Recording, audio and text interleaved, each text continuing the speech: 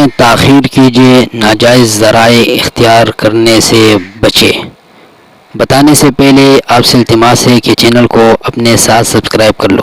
رزق میں تاخیر کی وجہ سے ناجائز ذرائع اختیار کرنے سے بچے۔ رسول اللہ صلی اللہ علیہ وآلہ وسلم نے فرمایا، جبریل علیہ السلام نے میرے دل میں یہ بات بذریعہ وحی ڈالی ہے کہ بلا شبہ کوئی شخص اس وقت تک نہیں مرتا جب تک کہ اپنا رزق پورا نہیں کر لیتا۔ بس اللہ کی نافرمانی سے ڈرتے رہو اور حصول معاش کا اچھا اور حلال طریقہ اختیار کرو۔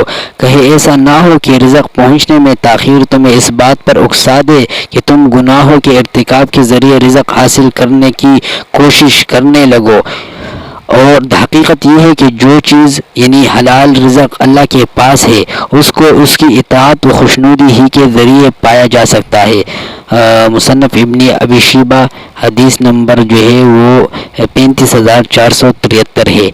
تو آخر میں آپ سے التماس ہے کہ ہمارے چینل کو اپنے ساتھ سبسکرائب کر لو اور بیل آئیکن والے بٹن کو دبائے تاکہ ہر نئے آنے والی ویڈیو آپ تک